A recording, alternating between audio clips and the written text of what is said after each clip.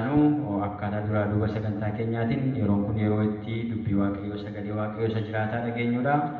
Jireenya keenyaaf inni murteessaan inni guddaan dubbii waaqayyooti. Namni dubbii waaqayyootiin ala jiraachuu hin danda'u. Dubbii kana waaqayyoo irraa nu barsiisa. Yeroo kanatti kan nu barsiisu waaqayyoodha. Karaa abbaa keenyaa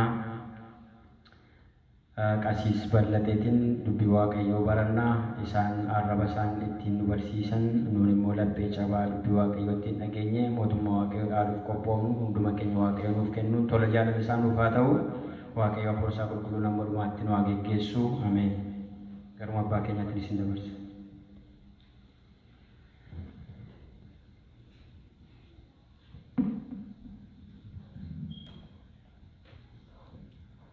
Maqaa Abbaa kan Ilmaa hafuura qulqulluu Waaqa tokko ameen. Maqaa Abbaa kan Ilmaa kan hafuura qulqulluu Waaqayyo tokko ameen. Maqaa Abbaa kan Ilmaa kan hafuura qulqulluu Waaqayyo tokko ameen.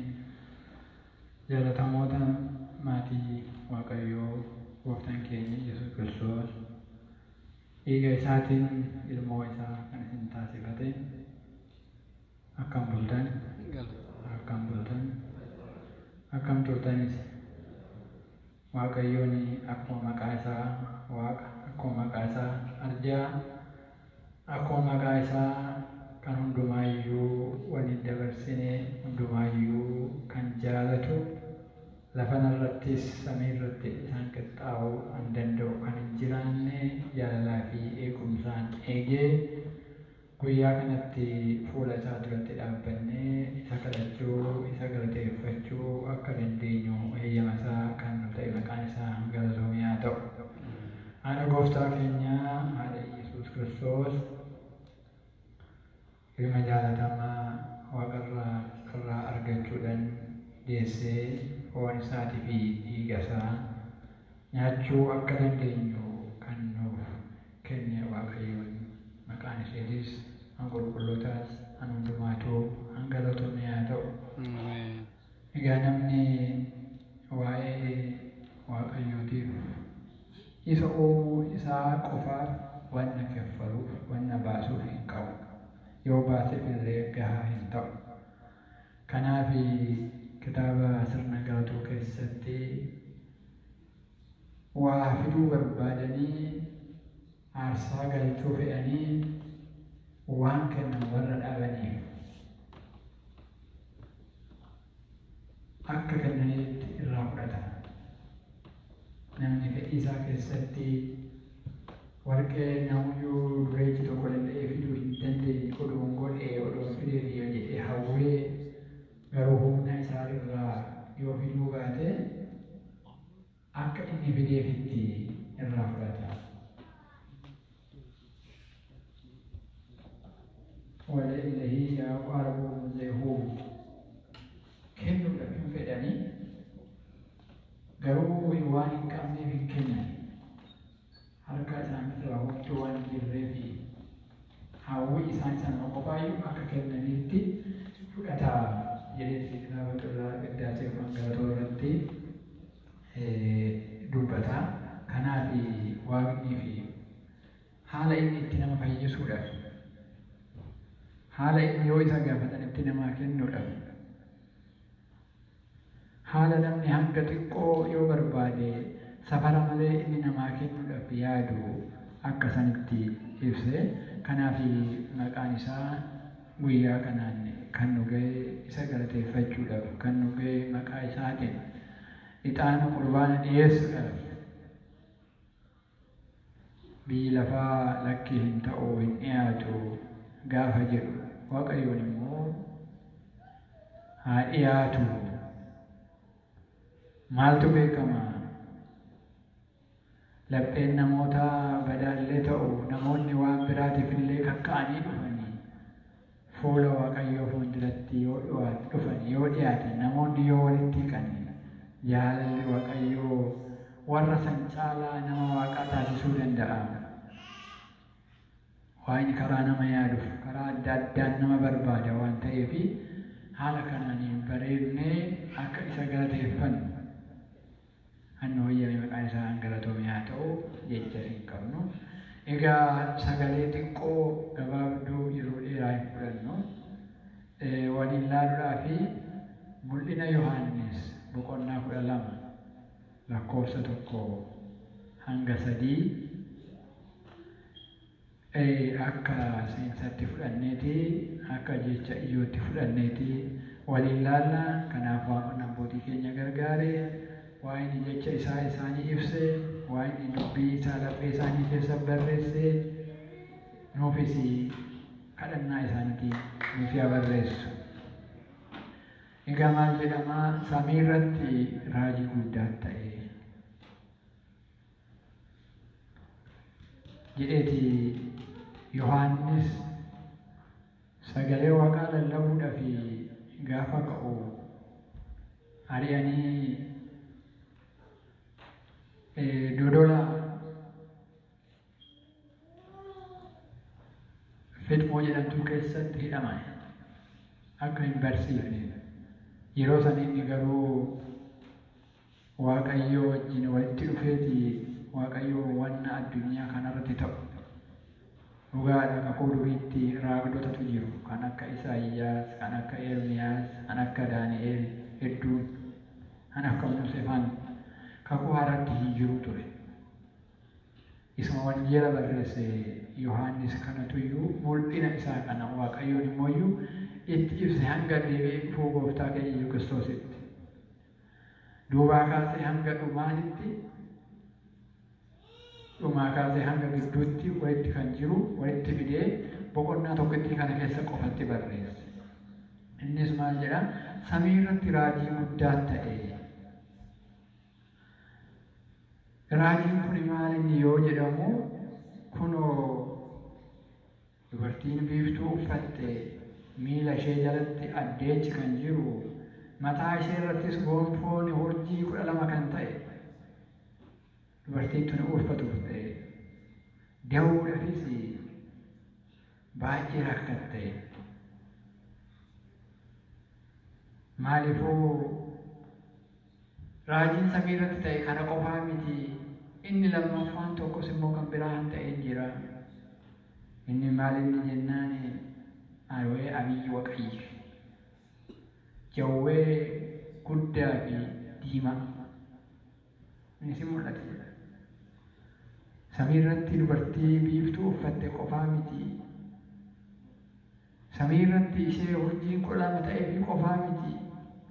Samii irratti jawwee guddaa diimanillee ni mul'ate.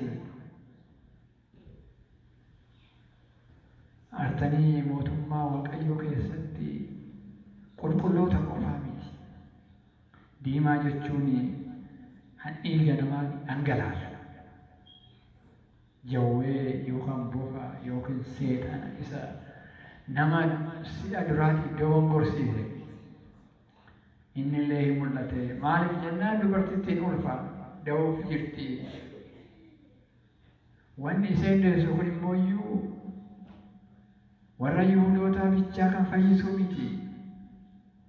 Ahzaab yookaan immoo warra hin cuuphamne hundumaayyuu ijoollee isaa warra godhudha.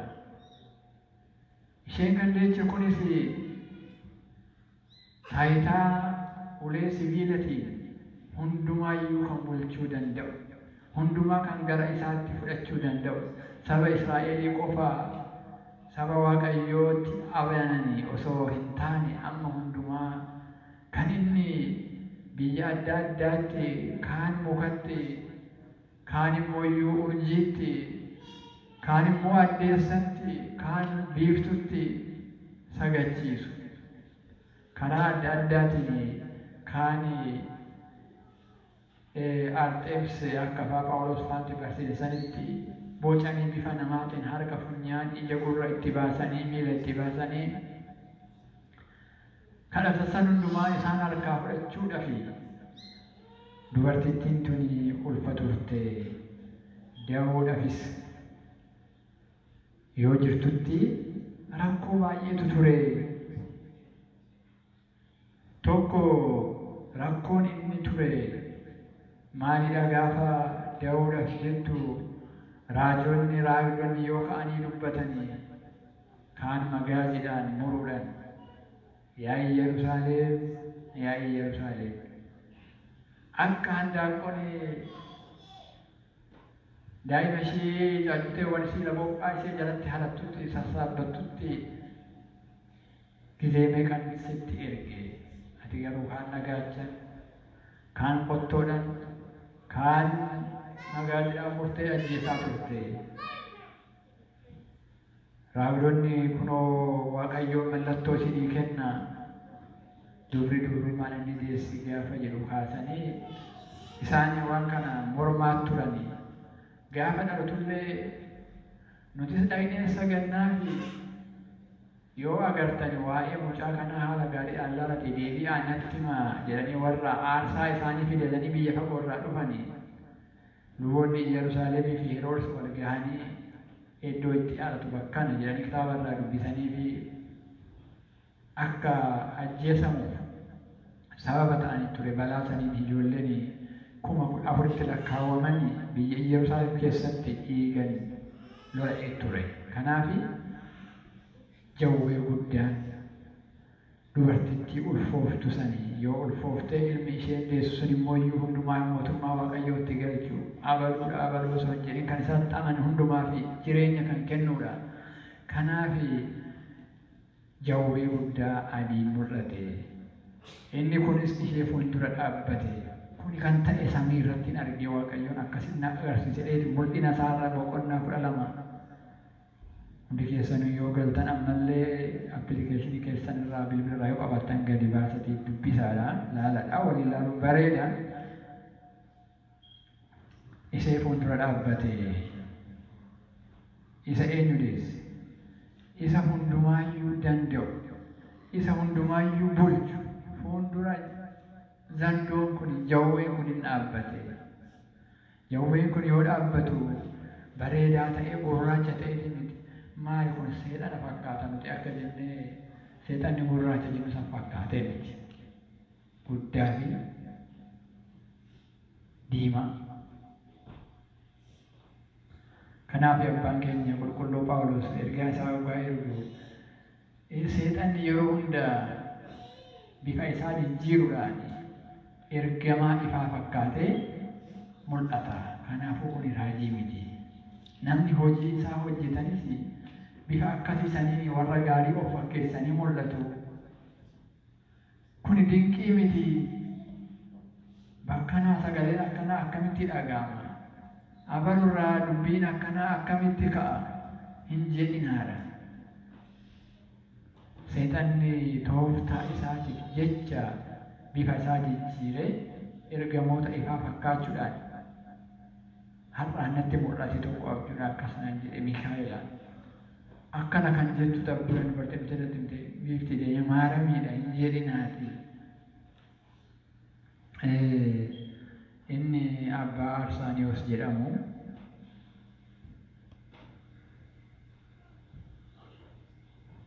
bakka itti Waaqayyoodhaaf sagadu keessa yoo jiraatu namoonni dhaqanii akka bara kanaa kana abjuu agarre raaga dubbannaa waan dhufu kana waan biyyaa kana hin dubbannaa waan akkana ta'u dhufa jedhanii gaafa gara isaa deemanii abjuusan gaafachuu harree fe'atanii ka'anii deeman jedha.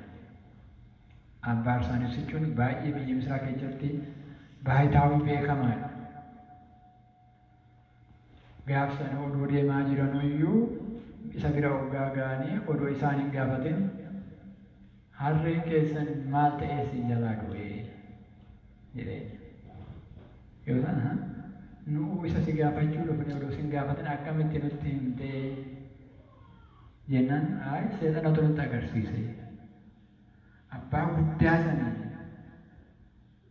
isaan akkas jedhanii gaafa deebisanii fi nutis idaa Miikaa'ela fakkaatee Gabreelii fakkaatee kan waan hin taane nutti jedhaa nutis waan geenye nutti fakkaatee biyya balleessaa turre isaa akkanaa jedhanii akka beekanii taasanii. Kanaaf iddoo adda addaarraa qormaanni akka ka'u nu qofaa mitiyyuu haadha teenya durree Maariyaamii isa gooftaa keenya leenji. Yookaan immoo barsiisota kan akka Raajotaa, akka Musee, kan akka Yohaannis hunduma kanaayyuu morma isaanii irraa muranii Yohaannis cuuphaa hin beeytan gaafa guyyaa 30 yaadatamu. Mormi isaa irraa muramee kan du'e. Isaan kun tokkos warra gooftaa keenya Yesuus Kiristoos da'uudhaan da'anii namoonni akka isa beekuu fi ulfaani. Tokkos kitaaba qulqulluudha. Ragaa isaa himuudha fi gaafa kan cinqiyaan ta'u amma booda Yesuus Kiristoos dhufee ka'ee hundumaayyuu ibsuufitti.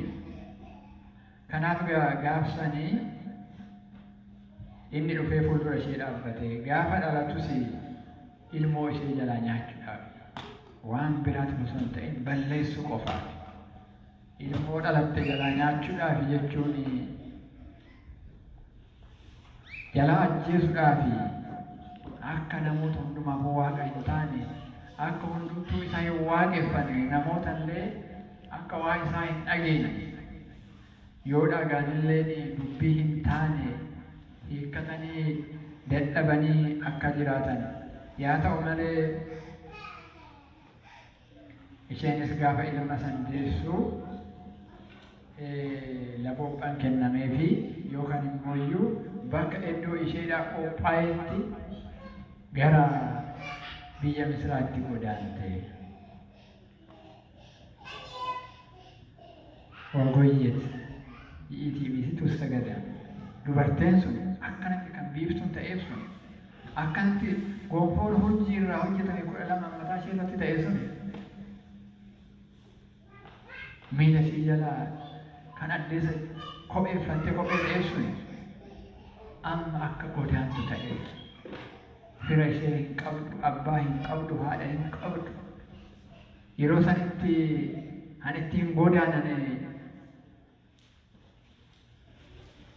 meeshaan yookaan tiraanspoorteeshinii amma jennu kun hin jiru, geejjibni hin jiru.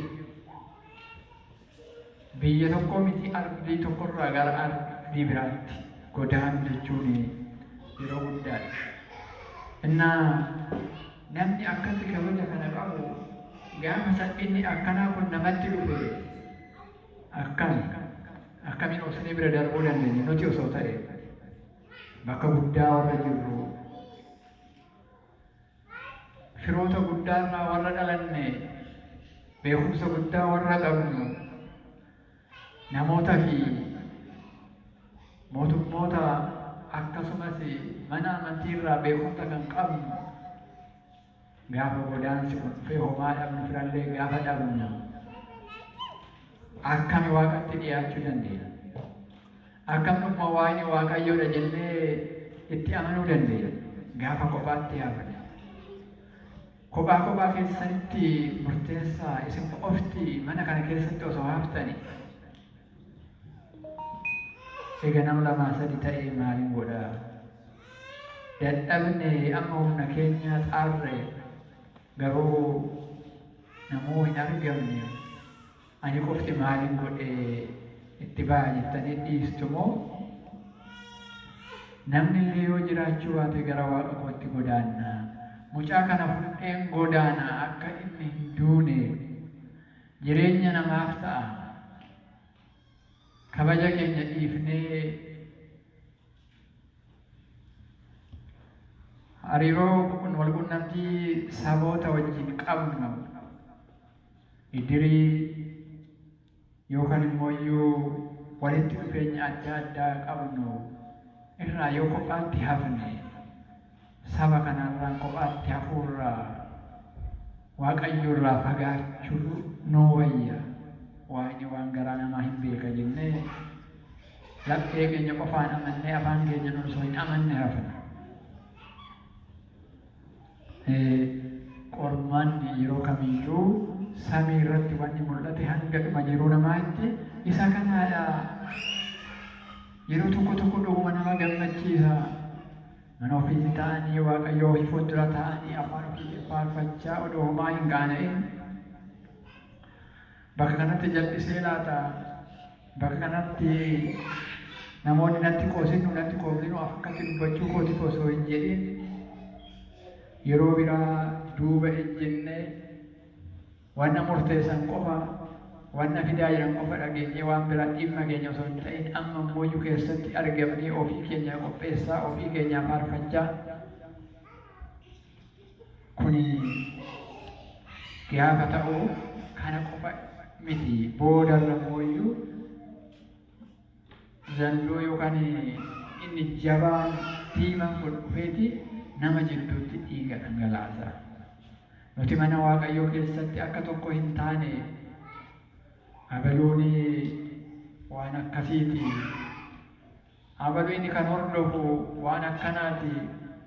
Abaluun mooyyuu waan akkasii deeggara. Warri abaluun isaanii qabeenya akkasii qabu nuuf hin taane. Warri abaluun immoo maal harkaa qaba? Innuu ba'aadhaa maaltu isaa wanno jedha. Jennee walitti kaanee mootummaa Waaqayyoo keessatti kan walitti nuuf finne haasa'uudhaan akka waldeenu karaa hin beekneen gurraachummaa isaa dhiisee diimaa ta'ee dhufa. Maaliifuu namni seexanni diima jedhee hin beeku waan ta'eef. Seexanni guddaadha jedhee hin beeku waan ta'eef. Isin seexana maal isin maal gatii qabate jennee akka wal tuffannuuf inni garuu guddaa fi diimaa ta'ee akka biyyaa baasu akka mana amantii keessaa baasu nama Yesuus Kiristoositti amanu hundumaayyuu akka baasu ka'e yaa ta'u malee inni suni samiirraa gadi ari'atame yaa lafaa fi bishaan isin boocha guddaadha seexanni barri xiqqoon akka jiru beekee lafanatti qormaataaf gadi dhufee jira. Namoonni warri olaanu suni warri samiirra bulu suni bakkee inni seenan kun raajiin kun ta'e suni yaa gammadanii maaliifuu isaan mo'atanii jiru. Warri lafanattis jiran warri bataskaana keessa jiranii hin mo'atanii maaliif jennaani wamantuu banta damaggu dhiiga hoolaa saniif jecha dhaabbachuu hin danda'u. Dhiiga ilmoo inni gaafa dhalatte nan nyaadha jedhe saniif jecha waan fannifamee osoo inni hin nyaatin osoo inni hin ajjeesini dubartittii geessisan bira duubatti bishaan guddaa gallakkisee bishaan galaana guddaa akka ishee fudhatuuf gallakkisee garuu lafti hin gargaarte bishaan san afaan bantee liqimsuudha. Kana jechuun lafti bal'oo waan taateef biyya Israa'el ardi isheetii gara Afrikaatti godaanudha. Gara biyya Misraatti godaanudha. Fageenyi biyyaa tokko duuka bu'anii argachuu dhabuu dandeebi'u yookaan immoo fagoo dhiisuudhaan kanaaf lafti gargaarte kan jedhu akkasii. Isaanis immoo iyyuu namoonni waa'ee isaanii, waa'ee qabeenya isaanii, waa'ee maqaa isaanii caalaa isma iyyaaf daruu nabsoo namsee isaaniitu lubbuu isaaniitiyyuu dabarsanii Waaqayyoof kennanii jiran. Seexanni waan fe'e haa fidu, abbaan fe'e waan fe'e haa fidu, diimaa bareedaa fakkaatu waan fe'e haa fidu, guddaan taayitaa guddaa qabu waan fe'e haa fidu, Waaqayyo irraa adda nan baasu jedhanii waan dhugaatti amananii fi warri akkasii suni hin mo'atanii biras isaan bira mooyyuu darbuu hin danda'u. Yaa ta'u malee boodarras garuu inni duuka bu'uu ishee hin dhiifne dubartittii sani ammallee mooyyuu duuka bu'ee kana bichaas miti nama ragaa gooftaa Yesuus Kiristoos qabaatu seera Waaqayyoo abboommii Waaqayyootiin warra bulan hundumaa lola irratti banuudhaafi waraana irratti ba'uu fi deemee galaana qarqara cirracha galaanaa gubbaa dhaabbatee jira. Cirracha galaanaa jechuun laggeen qarqara cirrachi yoo jiraatu dambaliin bishaanii itti nama yoo san hin laafu. Dabballi sun duubatti yoo deebi'e immoo yoo aduu itti ba'a hin goggoga. Hin laafaa, hin goggogaa, hin laafaa, hin goggogaa. Dhaabbina hin qabu. Tokkos bishaan irra dhaabbate yoo jedhu addunyaan kun akka damballi bishaan itti dhaabbattu miti. Bara kana gaariidha. gaafa jennu boo'icha ta'a. Guyyaa kana cidhatu jira qophii guddaa qabna jennee gaafa gammannu barii warra du'aa tokkotu jira achi oolee. Gaafa qabeenyi guddaan argamu immoo barii sanii rakkoo guddaa isa wajjin dhufa. Addunyaan kun yoo dhugneet illee hin gammanna jennee machaa hunduuban dhufa. Yoo hin dhiifna jenne immoo xanneetu itti aanee dhufa socho'uu hin dandeenye. Waan hundumaa addunyaa kanarratti walakkaa ishee amma nu ga'u qofa yoo keessaa fudhanne malee gammachuu isheetis gadda isheetis amma nu ga'u yoo keessaa fudhanne malee hanga xumuraatti dhaabbattu miti. Kanaaf mana amantii keessa yoo jiraannu foon waaqatii fi dhiiga waaqaa yoo warra fudhatanii fi isaan mo'atanii jiru. Wanta nama baggu'u dhiiga hoolicha saniitiif.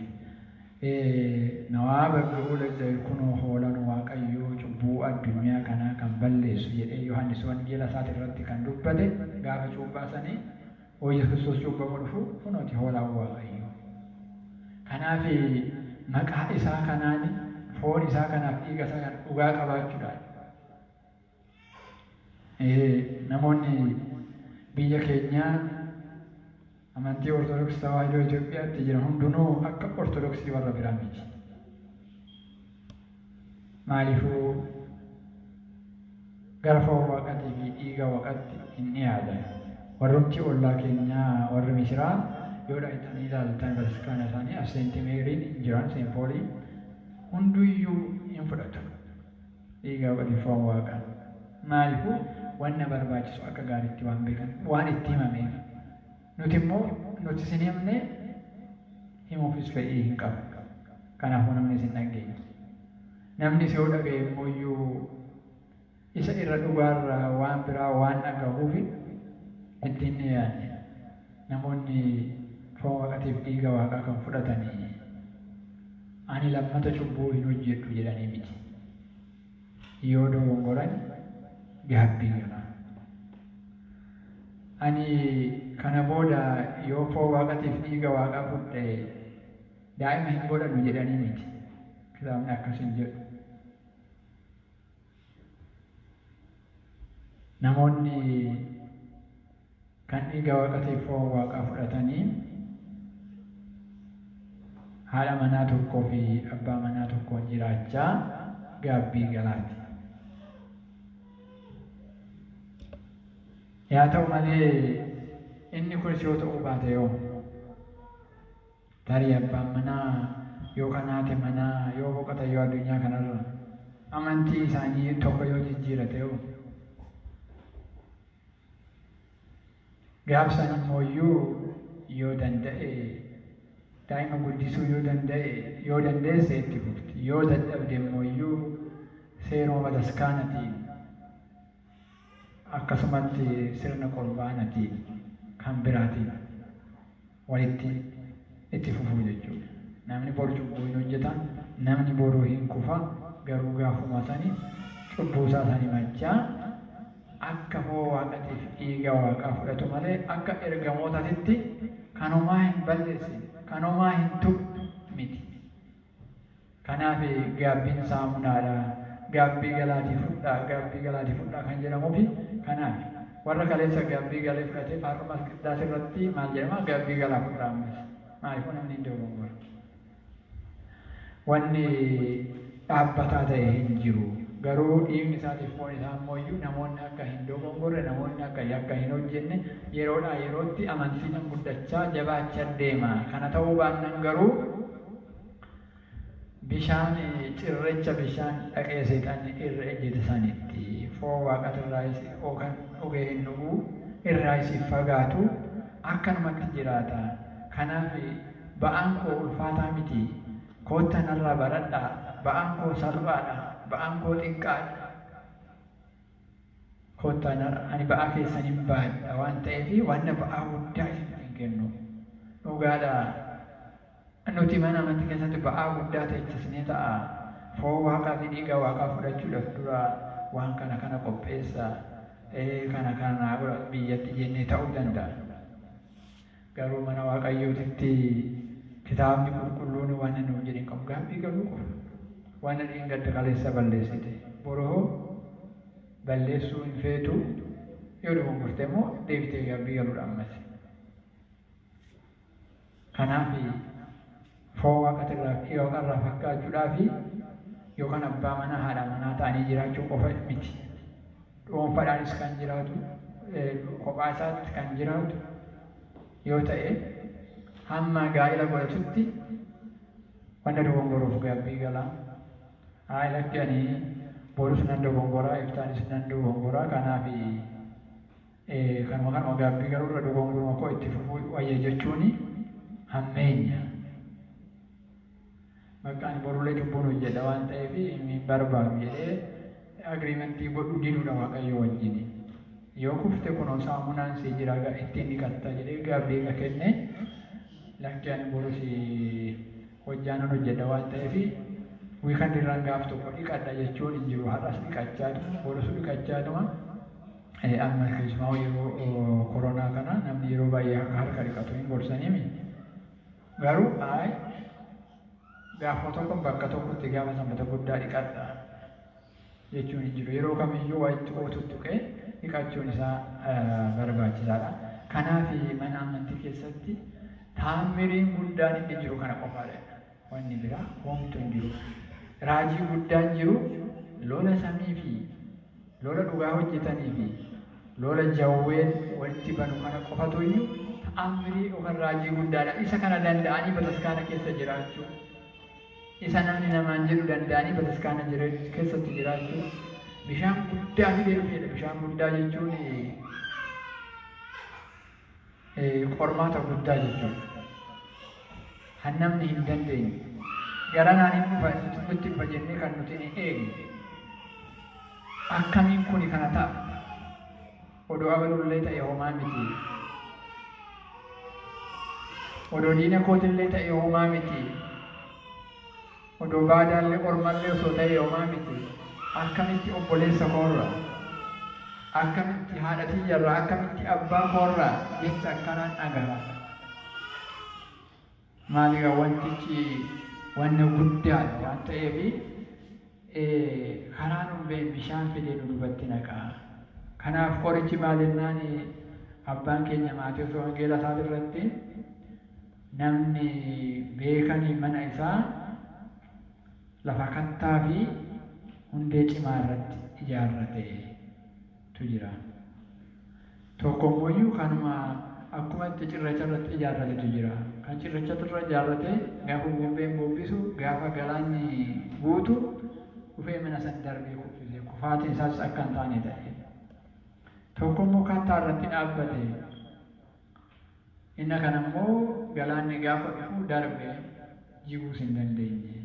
Kanaafuu akka namicha mana isa cirracha irratti kattaa irratti ijaarrate san ta'a. Malee namoonni yaa gooftaa jedhanii gara mootummaa Waaqayyoo kan galanii miti. Heeyyama abbaa kootii warra itti dabalee hojjetu olii maleedha. Namoonni baay'een yeroo sanii maaliif maqaa keetiin raaga adda addaa raajii adda addaa hin hojjenne? Maqaa keetiin seexana hin baafne hin ariine? Maqaa keetiin nama dhukkubsite hin fayyifne jedhu. Ani garuu isin hin beeku. Narraa fagaadha narraa deema hin jedhaan. Namni seenaa raajii hojjechuun mootummaa Waaqayyoo nama hin naasisu. Hojii gaarii qormaata mana amantii keessa jiru danda'anii foon Waaqatiif dhiiga Waaqatiin hin moo'anii. Jedhee abbaan keenya qulqulluun Yohaannis mul'ina isaa irratti nuuf barreesse. Kanaaf seexana moo'uu kan danda'amu foon Waaqatiif dhiiga Waaqaa qofaanidha. Isa giiftiin teenya dubree Maariyamiin nuuf deessee yaa Maaramii nuti si jaalanna waan nu deecheef nyaata jireenya jedhee abbaa hiriyaa qulqulluu qindaasee irratti galtoo irratti kan nu barreesse. Isa kanaan inni dhuguma nyaata jireenyati dhugaa bara baraati. Kanaani malee gara biraatiin isheen biiftuu uffatte sunuyyuu qormaan seexanni dhufee fuuldura ishee dhaabbate. isa sanillee hin xumurre ammas immoo deemee ishee duuka bu'ee warra isheetti amanan dhala isheerraa warra hafan Waaqayyoodhaaf warra abboomanii fi ragaa Yesuus Kiristoos warra ba'an irratti waraana banuudhaaf duula banuudhaaf deemee galaana cirracha galaana irratti dhaabbate. Kanaaf manni keenya cirracha irra qofa ta'uu hin qabu. Amantii qofa ta'uu hin qabu. Qormaanni yoo dhufes immoo iyyuu jabaannee Waaqayyo keenya homtoo wajjin buusu hin jiru jennee dhuftuun bara dhufti jala deemtu abbaatu eeggata akka jedhu Oromoon amantii fakkaattee wanni cinaadhaan dhuftu yoo jiraatte immoo lakkii kun kitaaba qulqulluu irra hin jiru. Kitaaba qulqulluu irra sirra jubatu bakka wayii hin jira warreen isa bakka wayii achuma bakka wayiitti godhi kan kitaaba qulqulluu irra jiru immoo nuti karaa Waaqayyoon nutti himanii karaa raajoonni Waaqayyoon hafuura qulqulluun nutti hime seexana kan ittiin mo'annu seexana of jalatti kan ittiin bulchinu karaa kanaadha jennee Waaqayyo harkatti akka jiraannu egaa samiinii fi lafarratti raajii guddaan jira. Warra Waaqayyo wajjin jiran warra aduu uffatanii fi jawwee diimaa kana wajjin warra dhaabna lafanatti gad darbaman. Raajii guddaan jiru, raajiin biraan jiru, nama fayyisuun raajii miti, kan dhukkubsate fayyisuun waa guddaa miti, ani isin beeku jedha Waaqayyo. Kitaaba Maatewos irratti boqonnaa 7 yoo ilaaltan nama bantanii ani isin beeku. Qormaata kana keessatti daandii kana keessatti jiraachuudha. Kanaaf seexanni illee raajii adda addaa namoota dogoggorsiisuudhaaf Mikaa'ela fakkaatee bifa jijjiirrate akka dhufu abbaan keenya Phaawulos ergaa warra Qorontos ergetti barreesse isaaniif erge akka of eeggatanii. Namni tokko gadi ba'ee wanni kun hin kufaa ani akkana jedhee jira wanni kun abaaramaadha gaafa jedhe inni sun hin ta'u. Inni jedheefi miti. Karaa dhugaarra jiraanni karaa dhugaarra yoo deemne qofaadha. Namoonni gadi ba'anii bataskaanii kun bataskaana hin ta'u jedhaniifi miti. Nuti yoo jabaanne dhugaadhaan Waaqayyo yoo hordofne dhugaadhaan amantii keenya yoo gaggeeffanne waan Waaqayyo jedhuuf waan ta'eef qormaata paartiiwwan jala kana lamaaniiti. Isa samii irratti biiftuu uffatanii fi ilma nama hunda bulchu kan deessuu fi isa jawwee diimaa guddaa kana siyaasa kana paartii kana lamaan hordofuudhaaf tokko irraa dhiibuu tokko irraa dhiyeessuu. Isa kan biraa iddoo waan qabnuuf miidhagsinee bareeffannee kan nu fakkaatu kan nu fayyadu. Abaluun natti dhufee ati kana bira dhaqee osoo naan hin jedhin ani abaluun san bira dhaqee osoo hin jedhin asitti immoo iyyuu addunyaa kana mo'annee warra diina biyyoota dubroo Maaramii irratti banan kanas ishee qofas miti sanyii ishee irratti kan hafan irrattis han banan. Egaa samii irratti agarta samii irratti akkamitti akkaataa namni akkamitti gadi ba'ee akkana namaan jedha wanni jedhu waa hedduutu jira. Inni kun hoo barsiisaa miti akkamitti waan akkana jedhu akkamitti jedhanii wanna dubbantu jira. Lakki kun raajii miti kuwaa guddaa miti samii irrattu iyyuu raajii akkanaatu seexanni agarsiise. Jawwee guddaa deema achirratti illee waraana inni kun guddaa achi keessa bal'aadha. Mikaa'elaan illee waraanatti walitti akka bane akka achiis ari'ama. Lafanatti immoo akka dhufe kan ibsudha. Isa kanatu gaa baroota fi walakkaa biyya Misiraa keessa bara jechuun bara tokko baroota jechuun bara lama waggaa 3 fi ji'a 6 Addunyaa Dubree Maariyaamiin gooftaa keenya Yesuus Kiristoos baatattee gara biyya Misiraatitti gara ardii Afrikaatitti bara itti godaantedha bara Afrikaatti godaanan sanitti. Egaa Waaqayyoon immoo iyyuu gaafa guyyaan isaa ga'u maaliifuu kitaaba irratti Ermiyaas Ayyaasfaanti kunoo Waaqayyoon duumecha salphaa irratti taa'ee daddafee gara Gibxitti gadi bu'ee kan jedhu Addunyaa Dubree Maariyaamii fi waannoota yeroo baay'ee Abrahaam, Yaaqoob hundumtuu gara Gibxitti duritti yeroo baay'ee baay'ee misraatti godhanii ture kitaaba qulqulluurratti gaa boodarrallee akkamitti achi dhaloonni isaan hin beekne erga kan booda akkamitti waaqayyoon akka achi baase beekamaadha. Naanna'ee waaqayyoon garuu biyyum hundumaa ardii hundumaayyuu waaqa ta'uudhaa fi kan karaa qofa kan sanii qofa osoo hin taane hundumaaf waaqa ta'uudhaaf gaafa furra qulqulluullee bu'uure. Godina Liibiyaa hundarraa kan dhufantu jira kitaaba qulqulluurratti yoo barreessanii laaltanii boqonnaa 2 fi irratti godina Liibiyaa fa'aarraa warra dhufantu jira. Biyya jarreen afaan 57 dubbatanii warri Liibiyaa hundi achi jiru. Akkamiin nageenya afaan kana jedhanii waaqayyoo raajeffatanii bakkuma hundumaa achi jiru ardii kamirrayyuu. Kanaaf waaqayyoodhaa fi ardiin iddoo murteessaa miti. Jechuumas bakkamis yaa ta'u waa'ee hundumaafuu waaqa. Kanaaf egaa biyyi hundumatti godaansa haadha teenya dubroo maalamii kana yoo ilaallu as keessatti garuu barsiisuudhaaf barachuudhaaf akkuma wanni gaariin bataskaana keessa jiru wanni hamaan bataskaana keessa jira. Akkuma wanni gaariin samiirra ture wanni hamaan samiirra ture lola ture jedhame. Mul'inuma Yohaannis 12 kanarratti lakkoofsa 4 kaastanii hanga 7 yoo deemtan waraana ture samiirratti. Waraana ergamoota. Achirratti waraanni eega ture asitti waraanni yoo ture maal raajii dhabe. Kanaaf achirratti kan sanbane warra afuuraa yoo ta'e asitti soo waraanni warri afuuraa bane maaltu raajiidha. Raajiin garuu achi keessatti obsanii qormaata sanii neequun babbahillaa baina askala rakkoo amma waaqayyoo keenya argannutti jabaannee haa jiraannu akka Gabriel jedhanii mana amantii keessatti jabaatanii foon isaatii fi dhiiga isaatii lafa kanatti mo'uu kan danda'amu jedhu. Ismaammantuu mo'uu benta bagguu benta sirgaahuu darbu dhiiga hoolaa saniif jecha mo'anii jiru.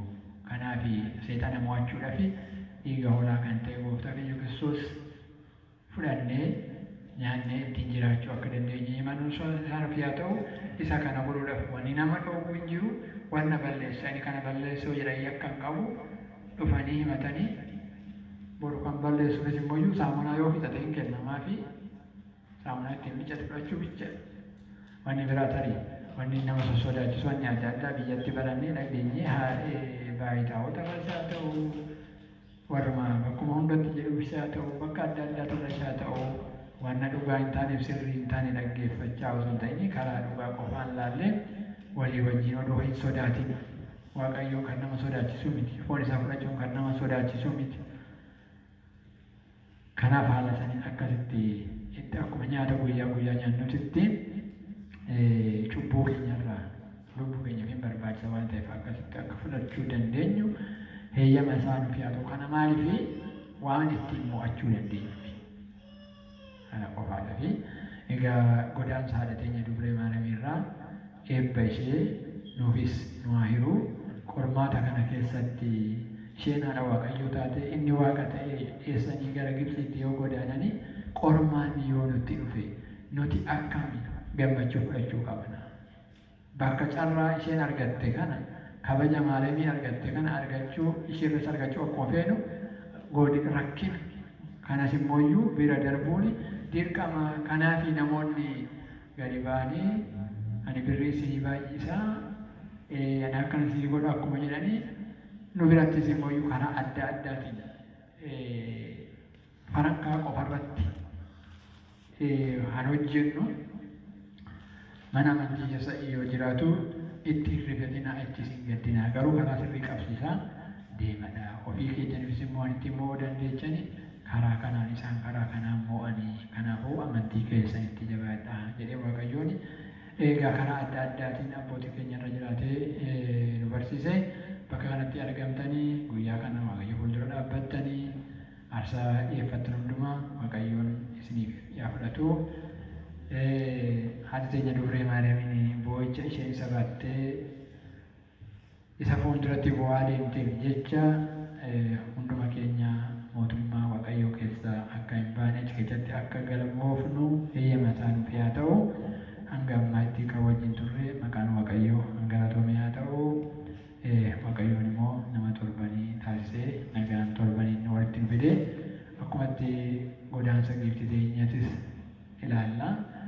hiriyoota keenyaafis namoota keenyaafis saba keenyaafis kadhannaa godhaa. Biyya lafaa hundumaaf iyyuu kadhannaa godhaa. Maaliifuu jawwee diimaa kanatu samii irrattis lafa irrattis ijoolleen namaa akka hin fayyine godha waan ta'eef malee nuti akka namaatti kan uumamneef Waaqayyoo galateeffachuuf ture. Lafanattis kan dhufne balumaa isaatiif Waaqayyoon immoo deebisee mootummaa isaa keessatti hanga jiraannutti raajii hordofuu, gammachuu yeroo hordofuu osoo hin ta'in amantii keenya hin jabaanne Waaqayyoo eeggachuudhaan qulqulloota wajjin jiraachuudhaan ijoollee Waaqayyoo akka taanu akka karaa isaan dabran keessa dabruu akka dandeenyu amantiin akka nu cimsu isa kadhachaa akka itti fufnu eeyyama suura isaa nuuf haa ta'u. Galatooma.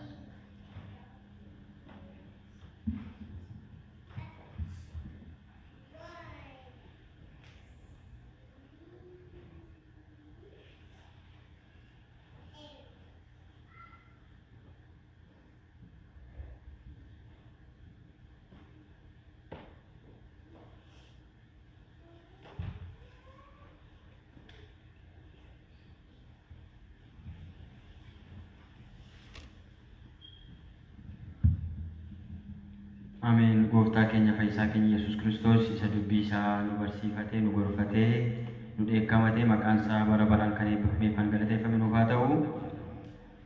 Dhugaatti abbaan keenya yeroo tokko tokko maqaan isaanii waan baay'atu nan dogoggora. Hunda isaa waamuun waan inni irraanfadhu dhiifama akkana of kolchaniin jedha. Malaake Menkiraat yookiin immoo ergama Tulluu Raajotaa akkuma kana qasiis Ballaxaa tiksee hoolotaa jechuudha. Akkuma kana immoo Luba abbaa keenya jechuudha. Sagalee Waaqayyoo akkaataa kanaan sagalee mi'aawu nu barsiisanii Waaqayyoo bara tajaajila isaanii isaaniif dheeressuun isaaniif eebbisuun tola jaalala isaa nuuf haa ta'u. Sagalee jireenyaa sana dhageessisuu, sagalee jireenyaa sana dhageessisuu, sagalee jireenyaa sana dhageessisuu nuunis sagalee dhageenyeetti jiraannee mootummaa Waaqayyoof akka qophoofnu Waaqayyo hunduma keenya nu dandeessisuun tola jaalala isaa nuuf haa ta'u.